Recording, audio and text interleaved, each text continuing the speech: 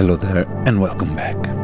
Today we take a step in the past, I want to talk about some way I was creating music at the start of my journey. And this because, as you might have noticed, I moved to Italy in the last month. This is my third week here, and a lot of things changed, and honestly I'm having some struggle in getting back into the routine and the production. I had a perfect space in New York, crafted after many years of trials and error to reflect what was my needing, and so whenever I wanted to record something I could just press some button and be ready, and now I have to start over again. So it's kinda complicated some days to just sit down and have everything you need right on your fingertips. So instead of just giving up, I decided that the best way would be to start revisiting all the technique and all the way I used to create music, and basically how I started my journey on Instagram was like creating daily videos with simple setups and basically mostly working on soundscapes and ambient sound. So before going on, some way you guys can support me now, and now I really need your support. You can become a subscriber of this page. You can buy using the affiliate link down below, or you can become a Patreon member, where on my Patreon I publish a lot of more content, exclusive content and demos and whatever. I actually released this week another video following this kind of setup and using the Oxy and the Deckard Dream to create sound for movies, for scoring. Okay, but let's talk about what we have in front now.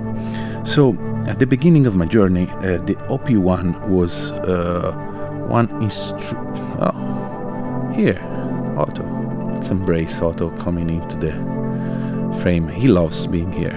He really enjoying the country. But now, Otto, you have to leave.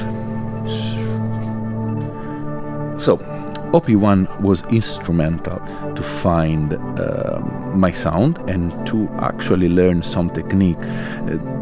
The sequencer of the Op1 mostly is a tape machine. So I learned how to record higher pitches, like this was recorded like this. Let me turn off all the thing. This was the bass things that I record with a mellotron flute sample, and then I slowed down.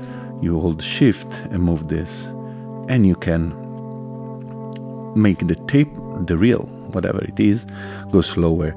And so it's sort of playing with a real tape machine, except it's fake, or it's a digital.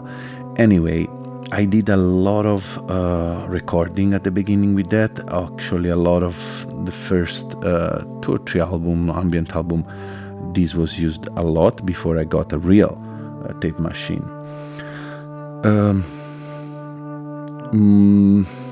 From here, the Op1 has a stereo out, and I decided let's do something weird. Instead of just using it as in a stereo chain, I would divide the feed.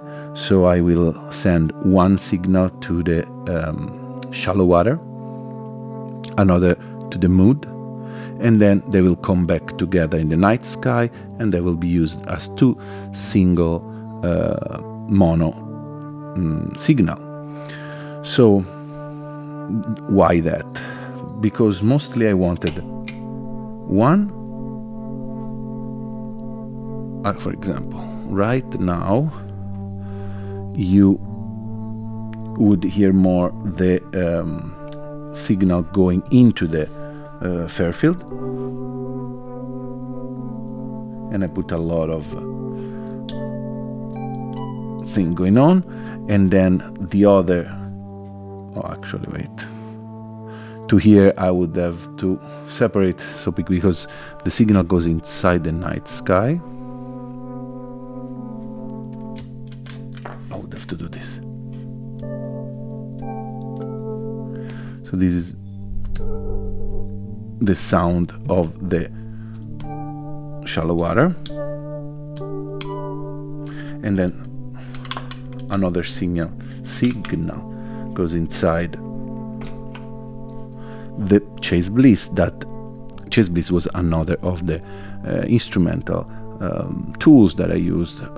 I usually like to record some snippet in that, mostly what I will play later on. For example, in this little track I do something like this, and here we are. Now it's full wet, so you only hear what's happening in the mood. I usually use the env in this channel, and I had some delay on this other channel. And what I like to do is record, as you hear, some snippet, and then find the sound pocket that I like, and then with the clock you can decide tune it basing on your need. So let's put things together.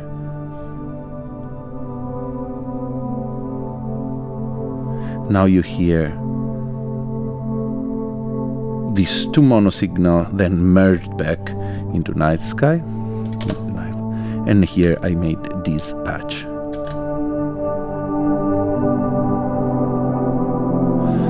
As you hear, Nightsky is almost like cheating, because it's an ambient machine. It really had a lot to the sound. So what's happened here? I have, this is the full reverb, I have some shimmer only on an input with a -5th going on, and you can hear that better if I... What happens if I play a single note? With the dry.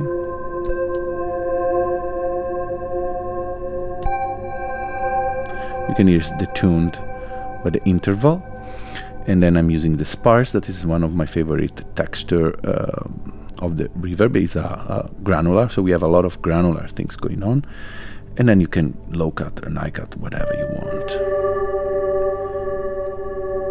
I push the reverb signal a lot and keep the dry a little less.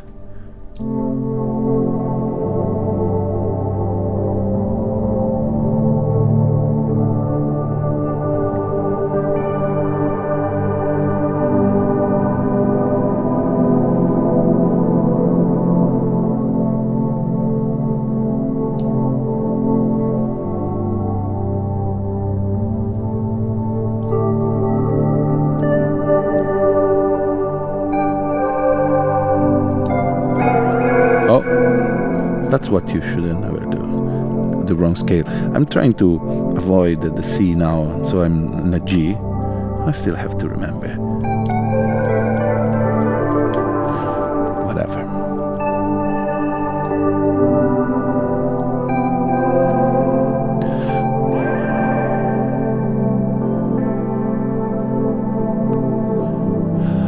So usually when I do this kind of chain setup or whatever, my goal is to record first a part like this. So could be a drone or could be a chord progression, very simple. In this case it was just a few notes,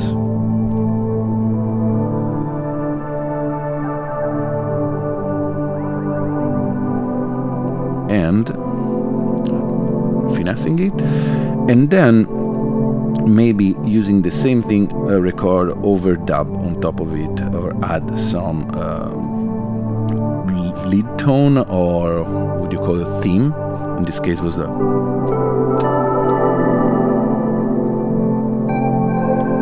very simple, and for the composition that I like, this could be enough then to have some mixing in the DAW, and mostly it's find. I discussed about that previously in a recent video about simplicity and getting solace in your simple setup, but it's finding the progression that it's nice that you can listen over and over and you know, not get tired. Like the degradation tape is one of those operas that you should listen to understand this concept by William Basinski. It's like simple, not that simple, but repetitive loops that get degraded by time, but you never really get annoyed by listening to it. So that's an amazing work on, you know, subtracting and simplicity. Okay, so one thing that I always like to show off is the mood. The mood, I think it's really great for ambient exploration and improvisation, because you never know what you're gonna get, but whenever you put it in listen,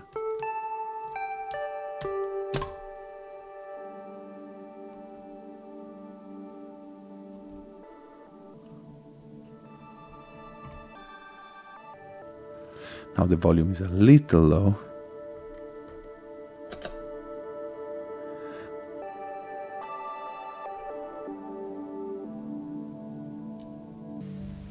And I like especially when you go down in these very lo-fi territories.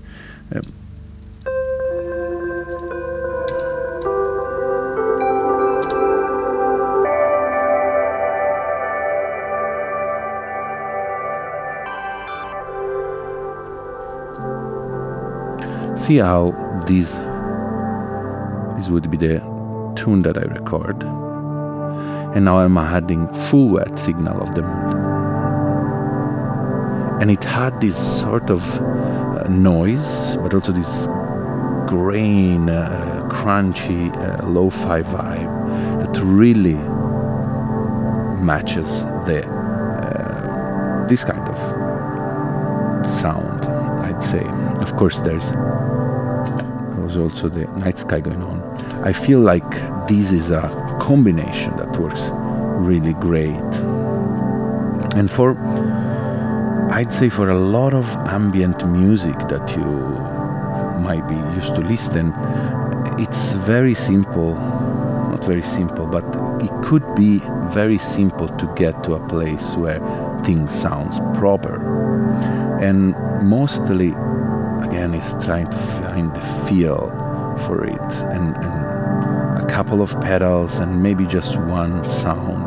It works very well together. So that was for today the technical part. I want to again reiterate the fact that let's turn down a little the volume. There's a moment in life where what previously come easy, it start not coming easy anymore. So it's very hard when that happens, because you feel, especially if you have something like I have going on, like producing content constantly, and you know, you decide you want to be a musician, and then there's a moment where things doesn't work out. What you're gonna do? It's not like it might seem not like just a work. You go and you do it. I think in that moment, when you feel down, when you feel unproductive, it's where you have to push yourself and keep producing, even if things are not good. I guess, talking with a lot of friends lately, there's many ways that you need to work on to make your production easy and nice. And one of it is, of course, the space where you produce.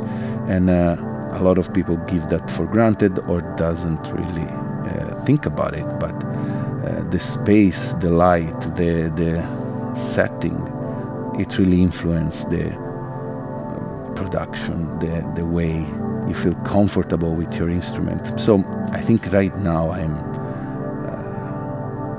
experiencing the lack of a proper space, even if it's pretty nice here. I'll do a video soon about this new temporary setup, and I'm lucky at least to have it. Have this. I'm start unlearning English. Anyway, I think that getting back to the roots, getting back to what resonates with you at the beginning, it's a great exercise to start feeling confident again. So that's what I'm doing. I'm simplifying. I'm trying to do what works easy for me. And that's why I take out the Op1. It was a long time in the closet, and now I want to, have fun with it again.